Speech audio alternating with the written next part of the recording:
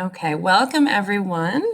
My name is Cary Hopkins Eyles, and I want to welcome you from ICUDDR to using adult learning principles to improve your teaching and training.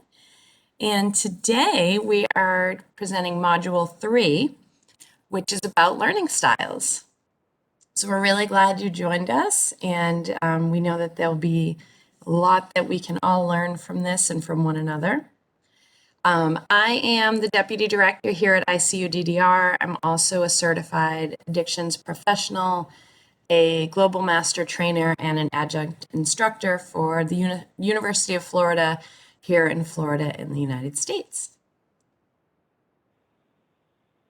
Hi, I am Susana Henriques. I am a professor at the Portuguese Open University. So I usually work with adult learning. Our students are, all of them are adults. So I usually work with these concepts, but in an online, in a digital environment. I'm also a researcher at the CIES, and my background training is in sociology. It's a pleasure to be here with you. Thank you, Cary. Thank you. We're so glad to have you. Love working together. And so we just wanted to pause before we jump into content and just really take a breath and respect and honor that you're here today, because if you were not interested in being the best possible teacher or trainer, then you wouldn't spend your time joining us for this. So I think it's really important to just take a breath, pause, whatever it is, whatever else you have going on, if you're checking emails, if you're doing other things while you're here. We both are just grateful, and we think that it's important that you look to yourself and say, wow, that's right. I could be doing 10 other things, but I'm making a point to be here and to try to improve and be the best at what I do.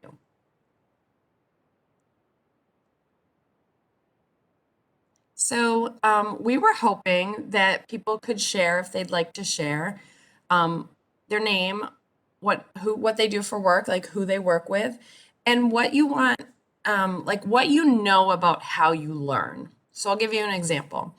My name is Cary, and I work with faculty around the world.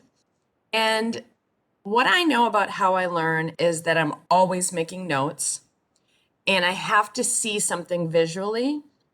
If Susana explains a concept to me and I kind of don't get it, and all she's doing is telling me, I usually will say, can you send me an article about that? Or can you, if someone's with me and they're explaining something, I'll say, can you write it down or can you draw it?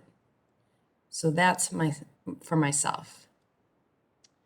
And let's see, who can I see? Carol, could you share for us next? Oh, I'm gonna unmute you or ask you to unmute. Hi. Hi. Hi, everyone. Good morning. I'm Carol Lemus. I am the Director of Health and Wellness for Lantern Community Services, which is a supportive housing and shelter agency serving chronically homeless individuals in New York City. And I know that for myself, I am somewhere between a visual and a kinesthetic learner, that I need sometimes to actually do it myself for it to sink in. Thank you. All right, Bernard, would you be so kind as to share with us? Hi, everybody. Good morning, good afternoon, good evening, wherever you are. My name is Bernard Mondi.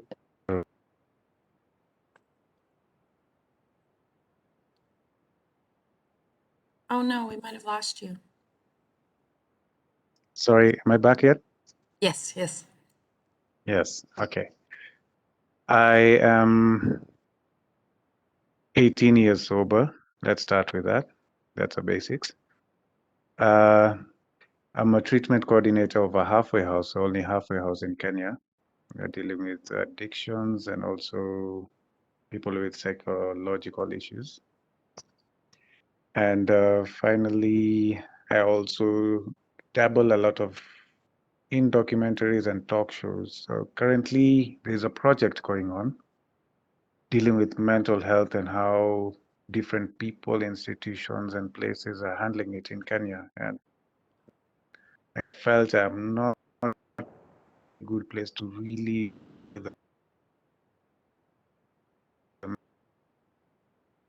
how mental health is in Kenya. So, and what these are doing. So here to learn.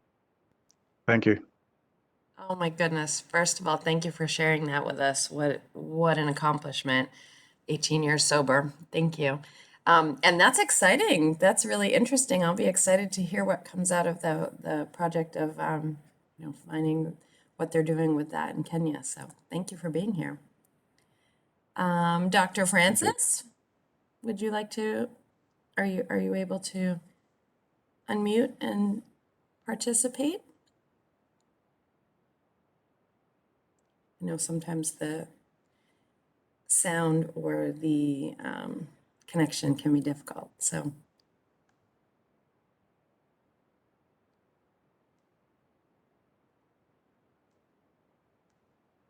all right. Is there anyone else who would like to unmute and share?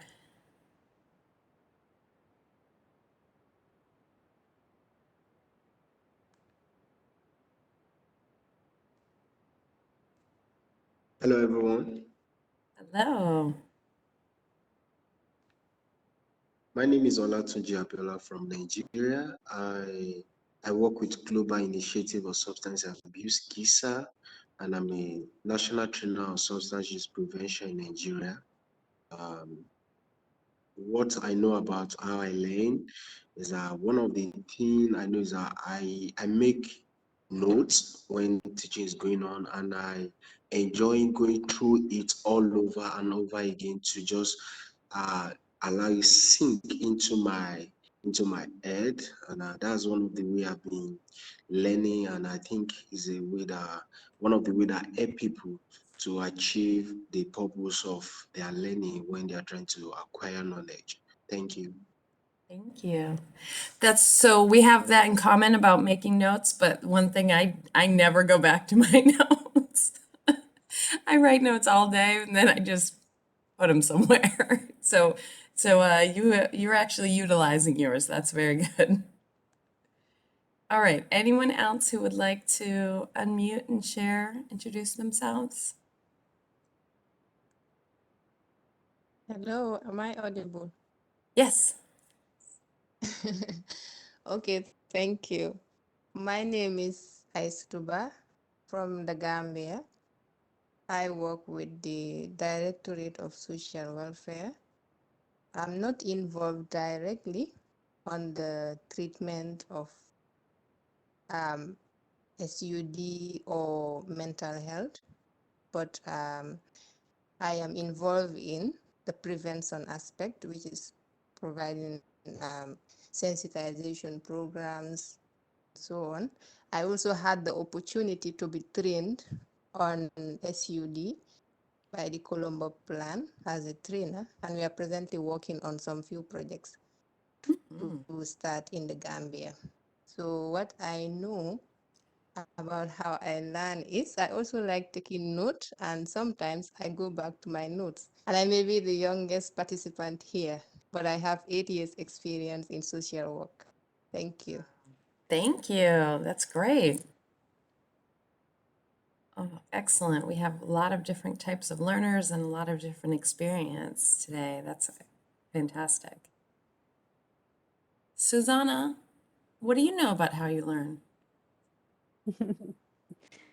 Well, I also need to take notes. And like Isato, I sometimes have to go back to my notes. Not always, but sometimes they are useful. But I need to write to help me to concentrate and to understand what I am listening and follow the arguments that I am listening. So yes, thank you. Thank you. Carly, did you want to share?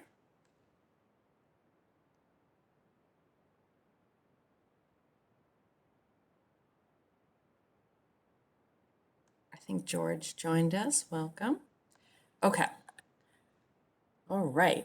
So here are some hints if you don't know your learning style, and it sounds like we all know a little bit about perhaps our learning style or styles, but I found this a really interesting way to kind of get some hints. So when you are concentrating, like so visual, to concentrate, do you become distracted by untidiness or movement? So for example, if I am in a classroom and there's a chalkboard or there is a whiteboard behind the instructor, and there are, when sometimes they clean it, but they don't clean it really well, and there's little bits of words still there, that's distracting for me as a visual learner. So I thought this was interesting. You can see, when you do something new at work, do you prefer verbal instructions or talking about it with someone else? Then if so, you might be an auditory learner. If you are putting something together, do you ignore the directions and figure it out as you go along? You might be kinesthetic and tactile. So you'll have this in your, if you'd like the PowerPoint, you'll have this information, but I thought this was an interesting, helpful way to look at that. All right, so Susana, do you want to share what our learning objectives will be for today? Sure. So our objectives are to comprehend each of the accepted learning styles, understand these styles in the context of Knowles' theory of andragogy, and the third objective is learn techniques and tips to better teach students with varying learning styles. And we have some examples, and we have some moments to discuss and to talk about all these questions, because this is not a closed issue or a recipe that you have to take. Exactly. So we both feel that that is the most important piece. We really want everyone to leave with some things they can use. So andragogy is the method and practice of teaching adult learners, and it applies to any form of adult learning and has been used extensively in the design of organizational training programs. And so within that, we're going to talk about learning styles. And like Susana said, there's not one way, right? There's not one, like this is absolutely the 4 learning styles, or this is the, but there's sort of an overall accepted. So that's what we're going to talk about for the sake of argument. And then we'll talk about the pros and cons, or like, why is that important? Why are we even talking about learning styles? And so these are overall patterns that provide direction to learning and teaching. And it can also be described as a set of factors, behaviors, and attitudes that facilitate learning for an individual in a given situation. And so we have your visual, oral, print, tactile, interactive, and kinesthetic. And sometimes we put these together and sometimes they overlap. So we talked about visual. I'm very visual. We learn by seeing things, gain information from sight. It's more than just seeing, pictures. It's like encompassing the written word and converting spoken instruction into a visual form. That's why we take notes. So you hear someone saying something, and for your brain to really process it, for my brain to really process it, I have to write it down and sort of see it and make it real. And so therefore, as a visual learner, visual learners need simple, easy to process diagrams or written word. We want illustrations, videos, PowerPoints. You can have those big flip chart graphics. Handouts are helpful. Diagrams and maybe color in presentations to sort of, so you can differentiate and you kind of know what it is that you should be focused on. Your auditory learners need to hear something to process it. and they understand oral instructions really well. They enjoy lectures. They can recall something that has been spoken to them very easily, but also they're going to be aware of and easily distracted by sounds and, ambient noise. People who are oral learning styles are going to enjoy listening to audiobooks. They'll listen to storytelling. They can often be really skilled at speaking for that reason as well. That's a person who might ask you if they can record your lecture or your training. They benefit from reading out loud. They enjoy the patterns of speech, when rhythmic rhymes and patterns in language, and they benefit from group instruction. Print learning style. These are your print learners are going to process it all by writing down, similar to visual. Remember quickly and easily what they read. They take a lot of notes, perhaps like myself, and not look at them again. And they might like writing on a whiteboard or a blackboard. So you can see that these are not all mutually exclusive, right? They often overlap and come together. Tactile. So someone mentioned this, you want to do something. So you don't just want to hear about it or read about it or see it, you want to actually do it. And if they get those written instructions, they're like, no, I don't need that. Get that out of here. Let me just try to do it, even if they don't do it right. And they might dive right into an attempt to work on something. So you can see I put this image here. When children are young, they have what are called manipulatives, and that's that tactile because they're trying to learn physically how to even move things with their hands and with their body when they're not able to yet. But it's important that we don't forget about that with our adult learners. So an adult learner who's tactile, likes things like science lab, they're not going to want to sit there for a long time during a lecture. They're going to get fidgety. So they need breaks. They might enjoy something like a role play, something where they can physically get up and do something. And they like activities like building models. Now, kinesthetic is very similar to tactile and sometimes are put together. You saw in that first chart we talked about. Again, learning by doing, learning through movement. They might capture new information through the process of physical activity. And so training exercises and role plays help. They're often going to get bored with that traditional textbook learning that a lot of us have gotten used to doing. They might like in class if you can do like a physical experiment.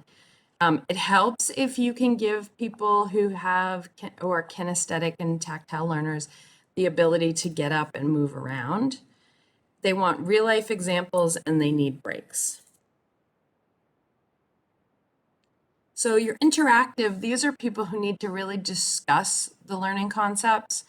Basically, without practical application, they really don't comprehend the depths of the study material.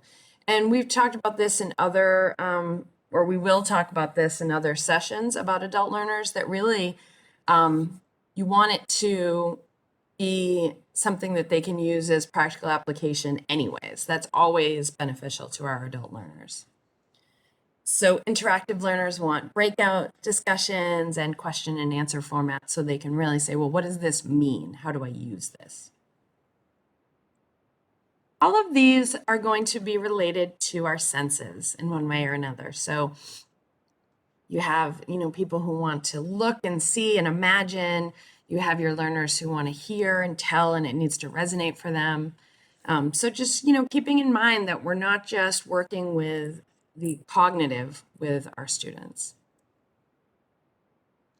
So this is where Susana and I really wanted to get into the fact that as a teacher, we get into sometimes the habits of teaching based on our learning style. It's very easy to think, well, as I'll use myself, I think, well, we need a PowerPoint and they need to be able to see it and they need to be able to take notes and understand visually what it is. But I may be less likely to create an activity where they get up and do something because I may not be kinesthetic. So it's really important to understand that sometimes because of our own learning styles, we hem ourselves in and we teach in that way rather than realizing that our students may have different needs.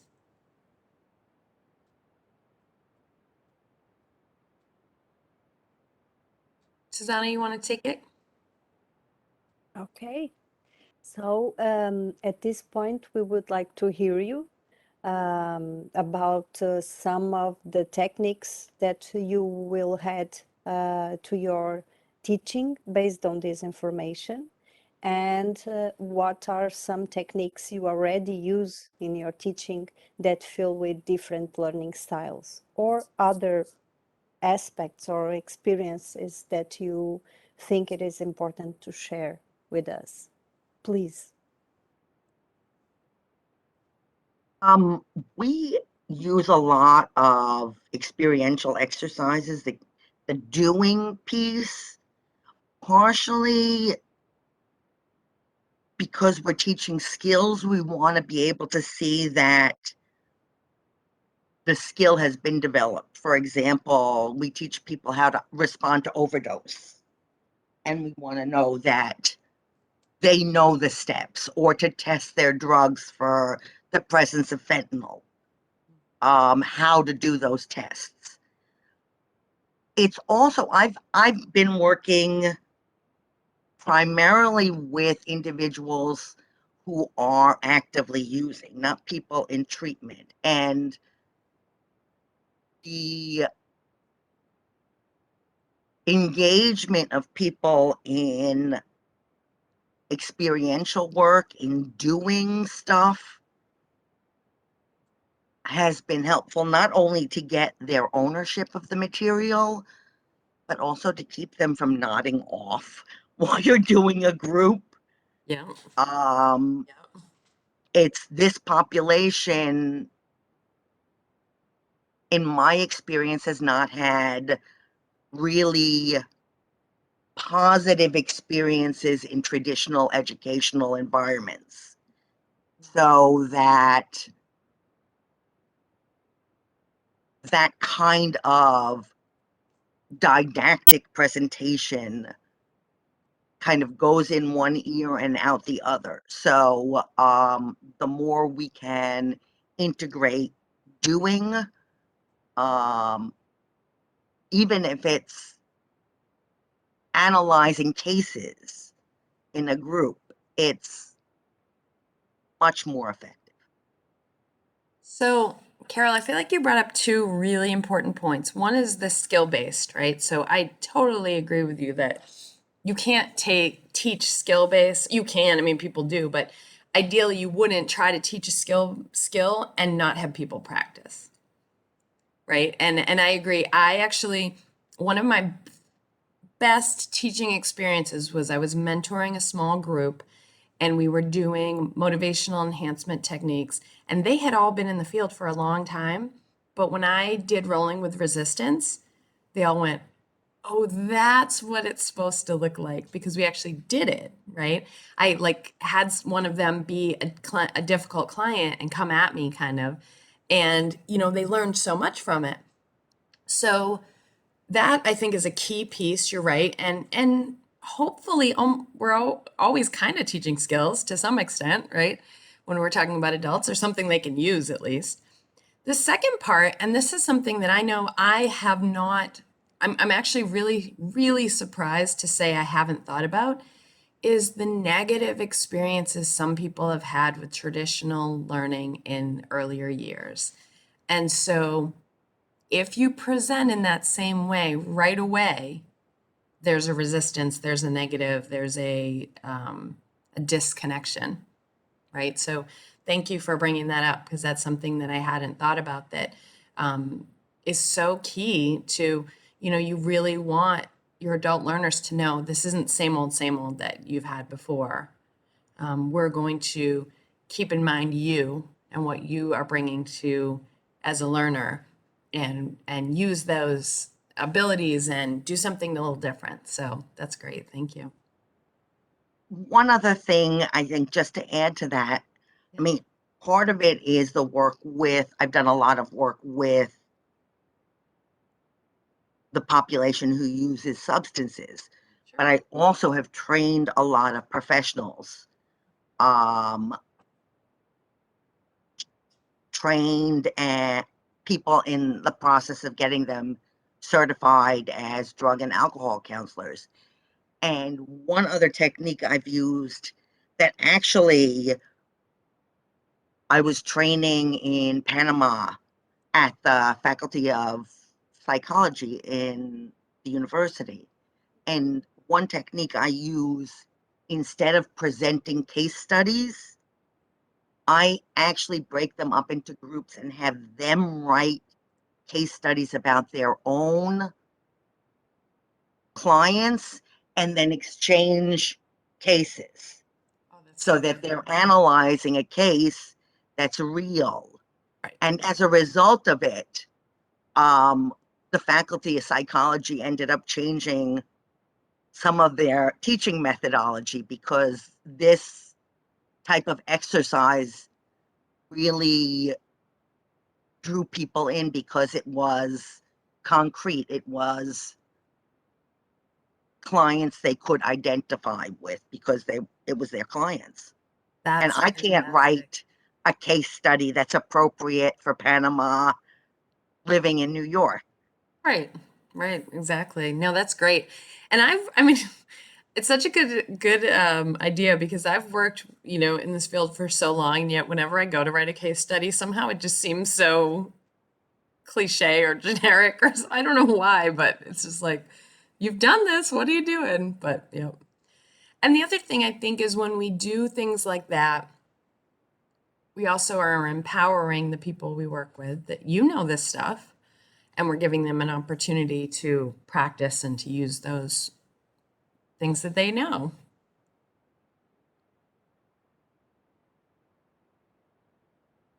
Yes, and at the same time, we are training also other skills like the ethical principles that they must follow because they are real cases, but we must take care with some identification data that is no needed for analyzing that case from a professional point of view in that context. So it's always an opportunity to work and teach and deal with different kind of issues that are important.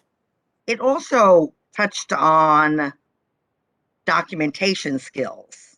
Mm-hmm. Because to describe a case study, you want your documentation in your files to be as clear as the way you're describing a case study for someone to analyze, because somebody else may need to pick it up and continue with that case.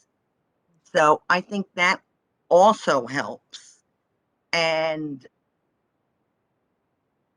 it just, I think, really validates the work that people are doing, which in adult education, the validation of the knowledge that they bring, I think, is really important. Yeah, I think that's huge. Right. Does anyone else want to add to some things that, maybe they will do? Like, oh, I hadn't added that because I hadn't thought about different learning styles. Or are there things you're already doing that you think fit this, help with different learning styles?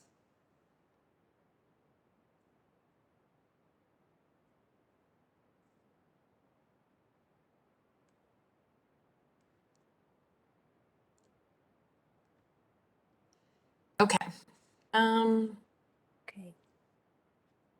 I am remembering that I'm going to go back and stop sharing for a second, Susana, and then come back because I want to make sure it's set up for.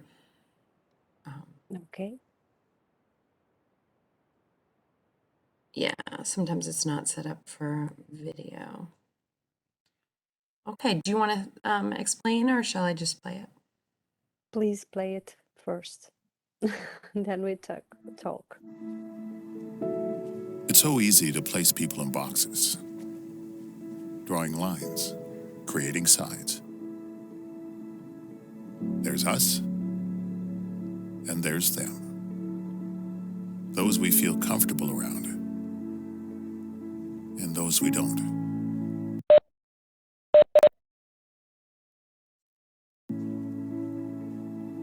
There are those of us with many chapters, and those just starting their own stories.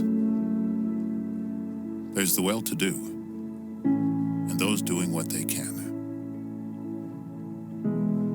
There are those we share something with, and those we don't seem to share anything with. Welcome, and thank you for coming today, guys. Today I'm going to be conducting an experiment where I'll ask you a series of questions. Now, these questions will be very personal questions, and for us to get a true result, I need you to be completely honest with how you respond. The first question I have is, who in here was the class clown?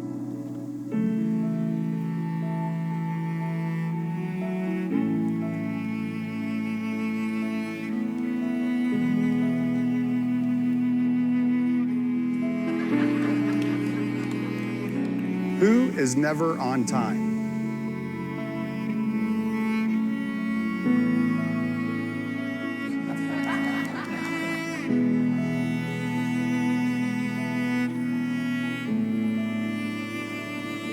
And then there's us. We who have tattoos.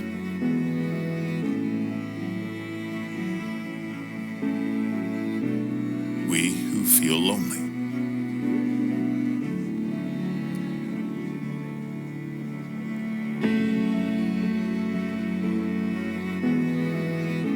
We who have been bullied.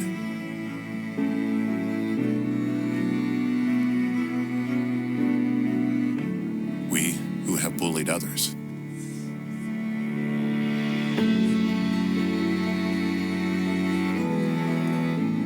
We who are madly in love.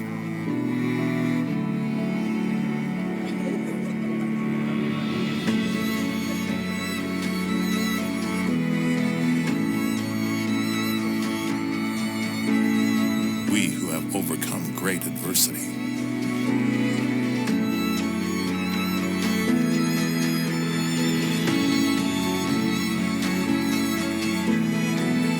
And there's the lucky ones, whose team won the championship this year.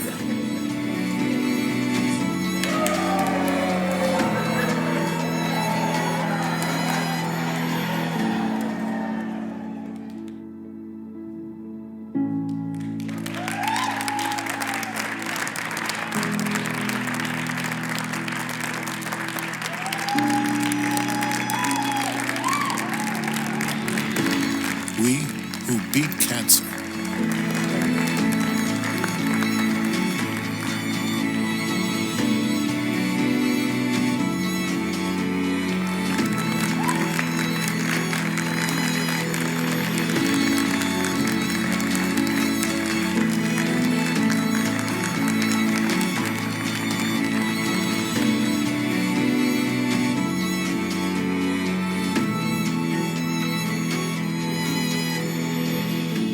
And then there's all of us who are created in the image of God.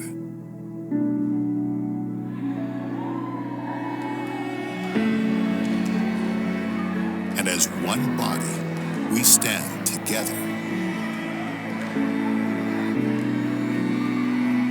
united as one under His grace.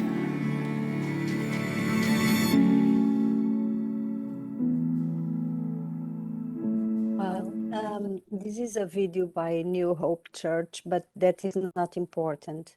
Our main goal with this video is to stress the message.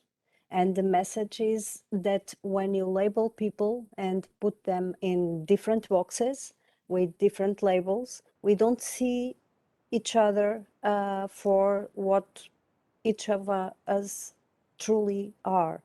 And this video proves that we have a lot more in common than we think. And we should keep that in mind when we encounter anyone who might seem different than we are.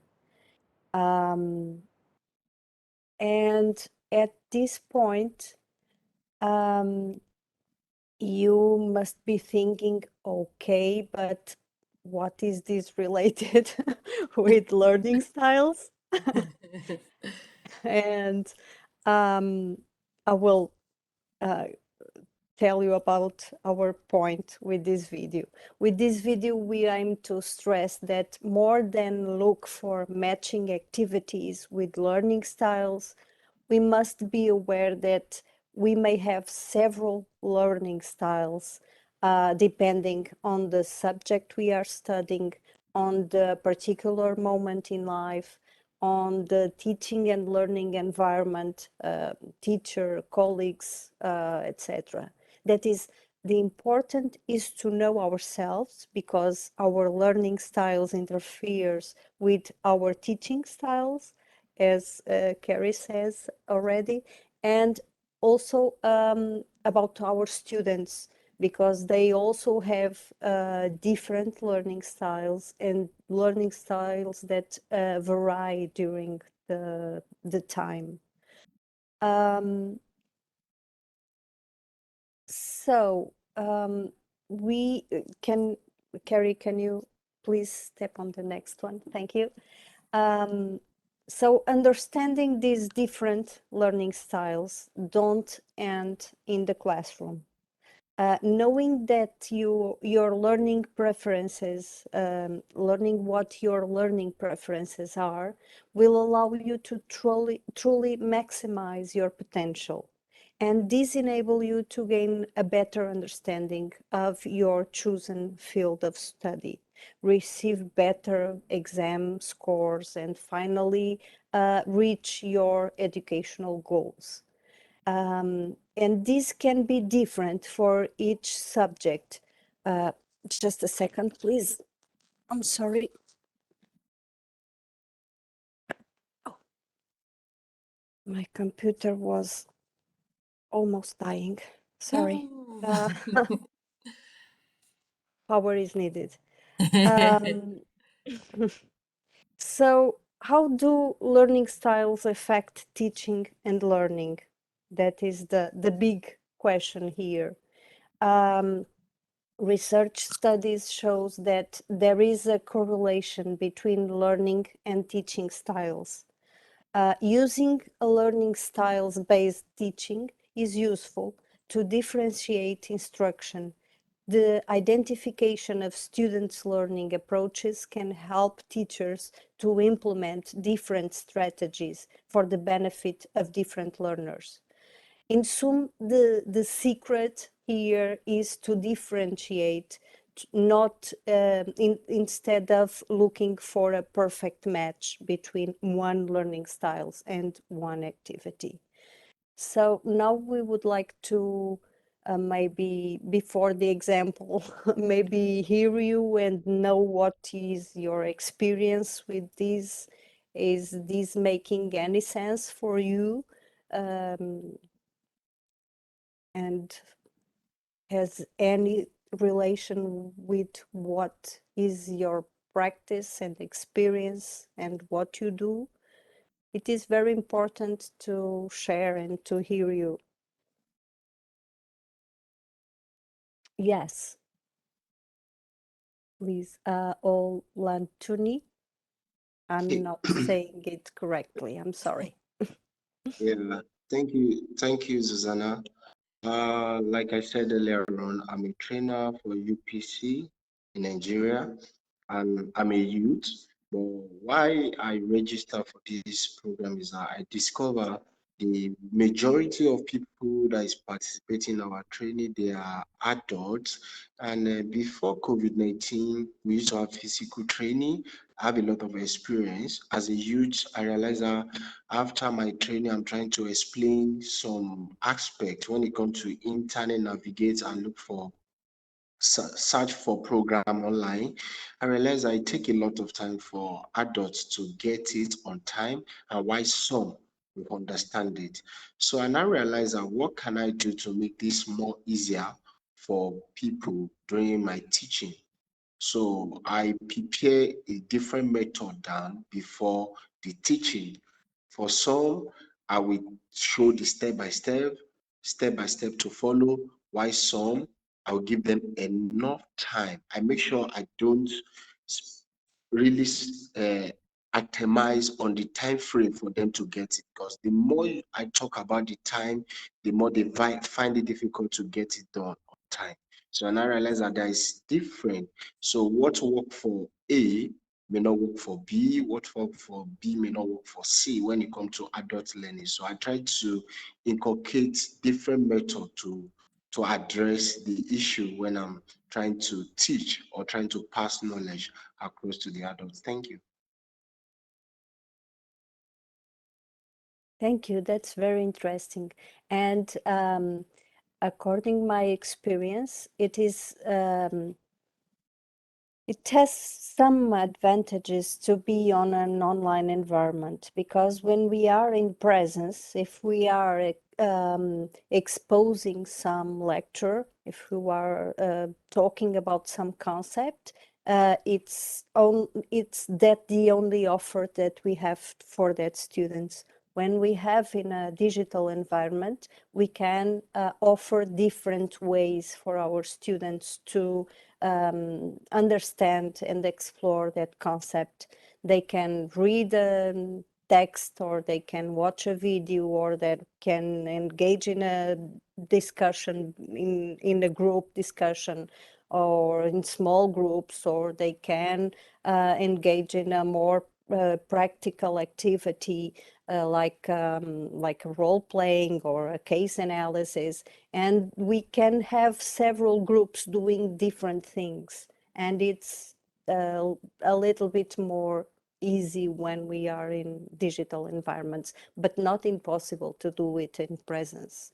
It's not. That's a great point too, about being able to do like I'm not an expert at teaching courses online, but if I had breakout sessions and I thought, well, this group it would be better for them to practice, and this group, it would be better for them to, read it out loud, or to, there's different ways depending on what I've seen, or if they've self-identified with certain learning styles that we could kind of put them in different groups and utilize those benefits. So that's great. Anyone else would like to share that experience?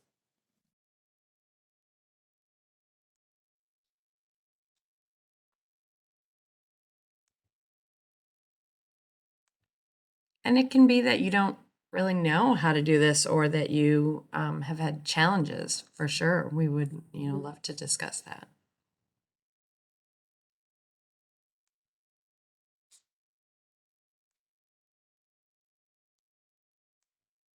Okay, shall we move on? Let's do it. I have one example to present you, and then maybe you want to share also one of yours.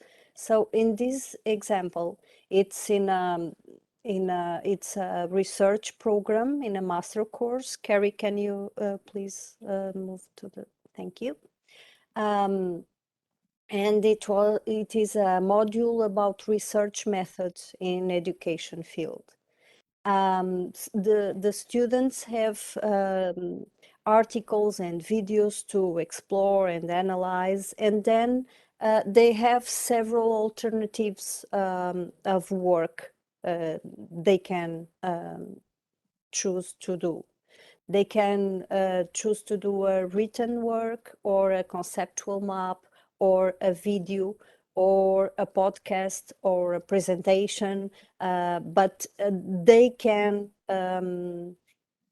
make the decision and choose what is the best option for them, the task that is more comfortable for them to present what they understood about this topic.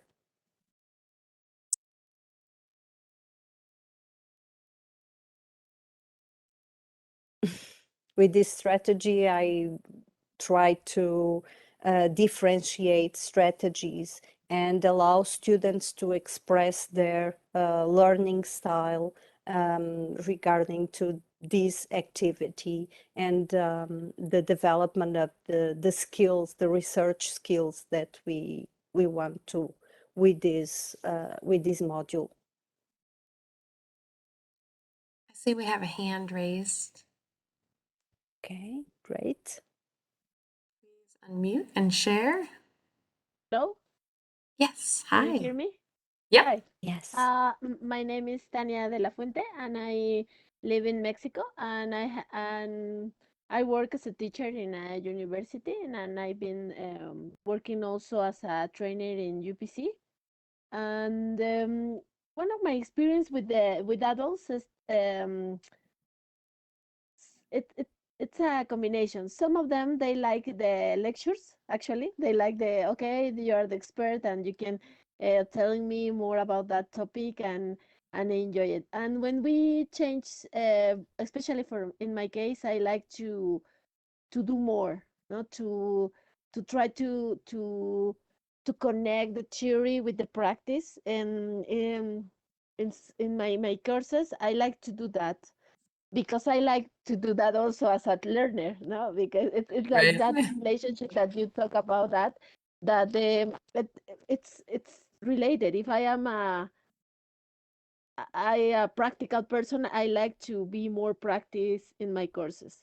And it's hard to when we need to change that like expectative. For example, in some cases when I say, okay, let's for example, role playing and say, oh, some of them they feel like, yeah, let's do that, and the other part of the group they say, oh, I feel ashamed, I don't like it, it's hard. Yes. And no? And so it's difficult because some of the participants enjoy the activity and the other is like, okay, it's an effort, no? And usually I like to do this because especially when we are training some skills, it's better to see what's going on if I go and try to practice these skills.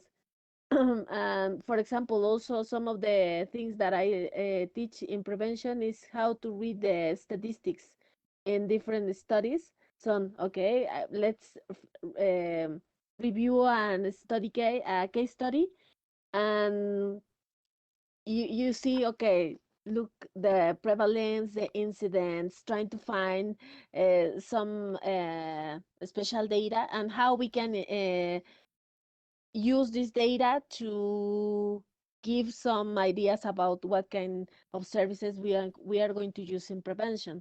So for some of the learners, they, oh, I like the puzzles, I like the solve this problem, I am very enjoy it.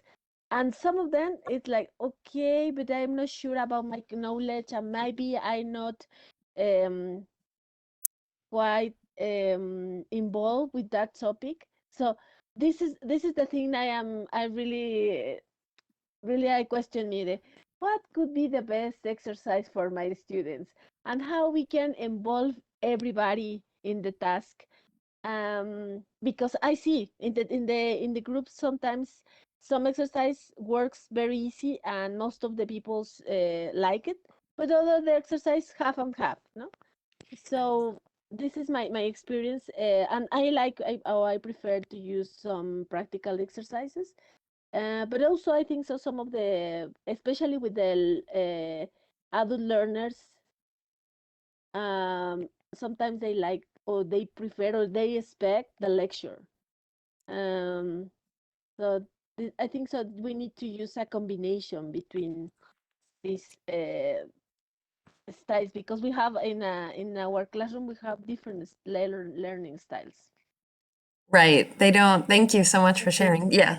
We don't get a group of just, okay, you have all tactile kinesthetic learners. Here you go. Do your thing. Wouldn't that be nice? Yes. Yeah, it's Thank so you, true. Tanya. I think you brought a very important and interesting experience, and I would like to stress two levels of what you said. One level is students are used because our learning system is like that. everywhere, I would say, also in Portugal. Our students are passive in the classroom. Teacher talks and teacher says is supposed to do and how is that supposed to be doing, and they just have to follow orders and be quiet. And at a certain point, we want them to be active and critical and thinkers and autonomous, and they don't know how to be like that because they never had the opportunity to be like that. So that is one level. The big difference, the big change is to transform our students from passive to active learners, active subjects of their learning process. And they must be actively engaged and also responsibilized by what they are learning and their process of learning. That is one level. The second level is that one that you and Cary was referring, that we don't have a group with students having all of them having the same learning style. So maybe we can differentiate, and we have to understand when you propose a rolling play, for example, you have to understand if that resistance is because they are used to be in a passive role, if they are more comfortable sitting and the professor doing all the work and they just have to be quiet and listening, or maybe not, but it's okay.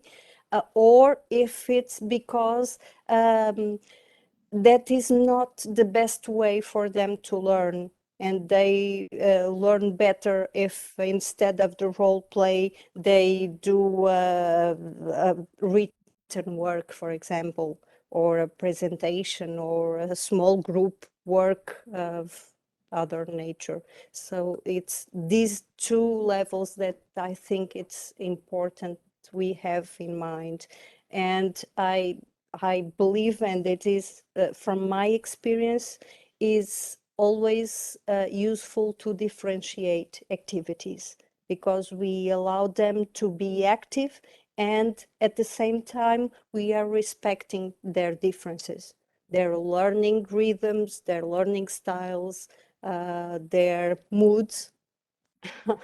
And it is, thank you. Thank you for your sharing. And while you don't want to like kind of let people off the hook if you want to push them to, be more active learners, there are times that I have done activities where I have active group and a more passive group depending on their learning style. So maybe like a debate for the people who are a little more want to be in it and verbal and oral and, out there, because some of it's interest, whether they're introverts and extroverts too, right? So I've had like a debate, and then I've had kind of an audience that gives feedback on what they did. So, there's other ways that you can have everyone have kind of different roles based on some of their styles as well. I don't think we should always do that, to Susana's points, but I think there are times that is probably appropriate too. I think also in terms of like role plays, it's really key to create a safe environment where people are willing to take risks. Yes. Often when I do role plays, I will allow the actors to stop at any point and ask for guidance from the audience. Or if I see they're stuck, I'll ask for the other participants to give ideas, and sometimes we'll take the person who presents a really good idea and say, that sounds really good. Why don't you switch places with this person and continue the role play, so that more people get engaged and are less passive, as well as allowing people to know that if they get stuck, they're not going to be left there, that the participants are there to help them and can even take their place. That's great. That's really great. I like that. All right. Oh, we have, is that an old hand or we have a new raised hand to add contribute to the discussion? I think we had, yes, a new hand, Yes, go ahead. Okay, please. okay, thank you. Yeah, to buttress what everyone have been saying, with my experience as a prevention trainer and with majorly with an adult, I discovered that when it comes to the aspect of role play or in different group and they are working together, one of the things that I do to encourage adults is when it is time for presentation, you don't just allow the people, maybe just two people in your group to come out. All of you will come out together and you just stand behind the person presenting. So the idea have been created from the beginning. Okay, you can share it 2-2. If it is 10 points, or the first person can take 2 points, the second person can take another 2 points. It will help all of them to like have a sense of responsibility and the eagerness to like, okay, I have something to do. And in another way around, when it comes to recap, you know, in UPC, there is a way we do our recap. There's something called ball rolling. So we just allow them to start. We just give them the clue. Okay, Mr. A, you are going to catch the ball. Just give us 1 or 2 things you understand about yesterday learning after rolling the ball. So within themselves, it look like a play, but within themselves, they enjoy it because it's like bringing the old memory of like a teenagehood or childhood to their present age. So they derive joy in doing that.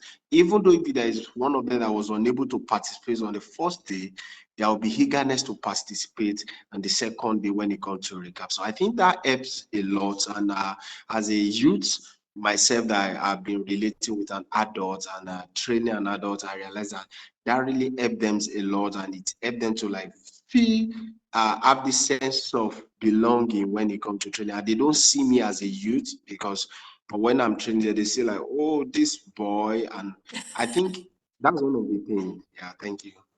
Thank you. That's great. All right. Well, we are happy to share that we have multiple modules upcoming if you want to join us and have more conversations. So we've gotten into this a little bit today, this idea of motivation, engagement, and agency in adult learners. I think a lot of you would be interested and be able to add some good content to that conversation. So if you can join us on March 8th. And then we'll be doing problem-based learning with adults. And we have using technology and online learning with adult learners, partnering with adult learners, and bringing it all together using andragogy to better guide adult learners. So we hope that you will be joining us for future sessions. And we're really grateful for your participation today. Susana, you want to say anything before we wrap up? Just thank you for all the participation and all the shared experience, which is very important. Hope to see you in the next modules and hope to hear more about your experience And about we'll be adult learning. Thank you. Yeah, and we'll be sending out a survey so that you can let us know to this idea of agency and wanting your input and your style. Are there things that we could do differently or do better? This is a pilot program, so we really would like your input on anything that we can improve going forward for yourself or for other future students. So thank you all. Have a great rest of your day. I'm going to stop our